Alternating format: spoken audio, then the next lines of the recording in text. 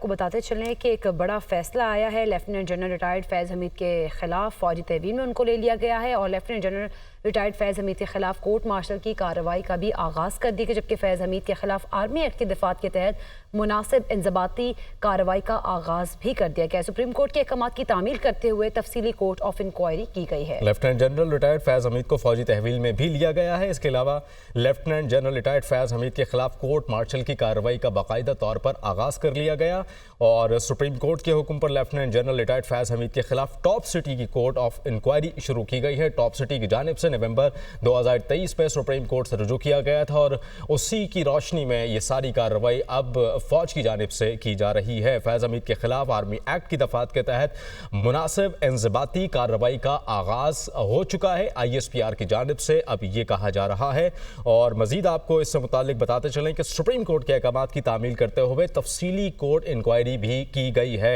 ISPR ने तफसीलात सामने रखी हैं सारे मामले की। लेफ्टिनेंट जनरल रिटायर्ड फैज़ हमीद जो कि ISI हेड भी रह चुके हैं, लेफ्टिनेंट जनरल रिटायर्ड फैज़ हमीद के खिलाफ कोर्ट मार्शल की बाकायदा तौर पर कार्रवाई का फौज की जानिब से आगाज़ कर दिया गया है। ISPR की जानिब से भी कंफर्मेशन आई है। सुप्रीम कोर्ट के हुक्म पर लेफ्टिनेंट जनरल रिटायर्ड फैज़ हमीद के खिलाफ टॉप सिटी, जिनकी जानिब से सुप्रीम कोर्ट से रुजू किया गया था बेज़ाब्तियों से मुताल्लिक, और उसकी रोशनी में ये कार्रवाई का बाकायदा तौर पर आगाज़ किया गया है। और आपको ये भी बताएं कि फैज़ हमीद के खिलाफ आर्मी एक्ट की दफात के तहत मुनासिब इंजबाती कार्रवाई का आगाज़ भी हो चुका है और उसके बाद कोर्ट मार्शल की मज़ीद कार्रवाई शुरू की जाएगी। सुप्रीम कोर्ट के अहकाम की तामील करते हुए तफसीली जो कोर्ट ऑफ इंक्वायरी की गई है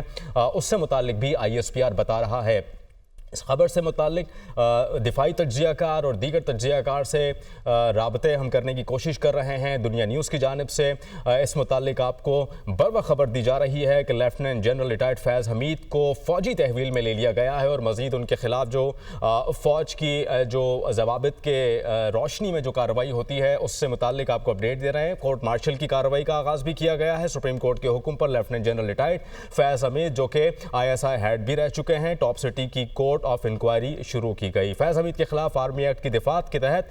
मुनासिब इंजबाती कार्रवाई का आगाज भी कर दिया गया है। ब्रिगेडियर रिटायर्ड मसूद खान ने हमें ज्वाइन के बहुत शुक्रिया ब्रिगेडियर साहब आपके कीमती वक्त का। ये जो फैसला आया है इस फैसले को किस नज़र से देखते हैं और इस फैसले के मुताबिक क्या तासुर दिया गया है, क्या पैगाम जारी किया गया है?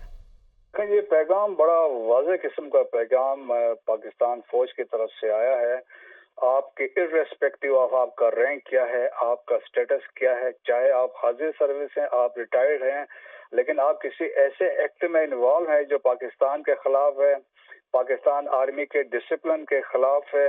और या मिलिट्री आर्डर हम कहते हैं मिलिट्री जो good order and military discipline के वायलेशन है और ऑफिशियल सीक्रेट की वायलेशन होती है टाइम्स, तो यू आर लायबल जो है को कानून के मुताबिक आपको सजा दी जाती है। देखें इसमें रैंक नहीं देखा जाता है, ये पहली दफा ऐसा नहीं हुआ है। आप देखें 9 मई के वाकयात अगर आप रिकॉल करें तो 9 मई के वाकयात में 1 महीने के अंदर कोर्ट ऑफ इंक्वायरी करके जो लोग उसमें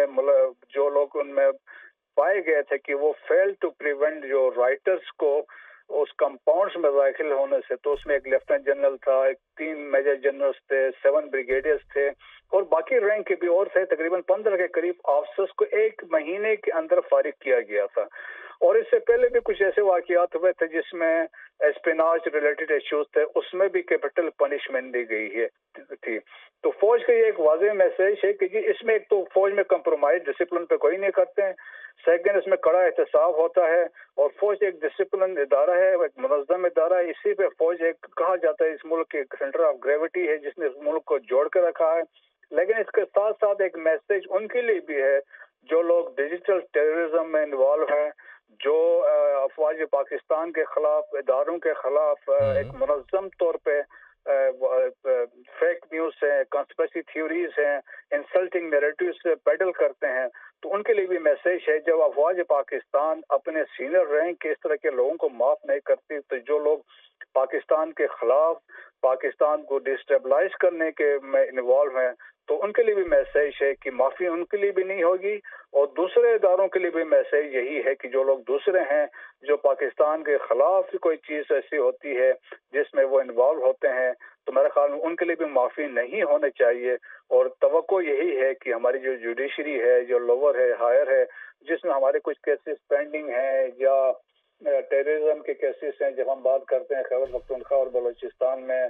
ٹرائل کورٹس کی کمی ہے، تو میرے خیال میں کہ ہمارا جو ساتھ ہی یہ بھی کہا جاتا ہے نا، ہمارا جو کرمنل سسٹم جو ہے بڑا ویک ہے، تو وہ بھی 1860 اور 1898 کا بنا ہوا ہے، تو اس کی بھی ریکوائرمنٹ ہے کہ ہمیں وہ بھی چیزیں ہمیں ایڈریس کرنی چاہیے۔ ٹھیک ہے، اچھا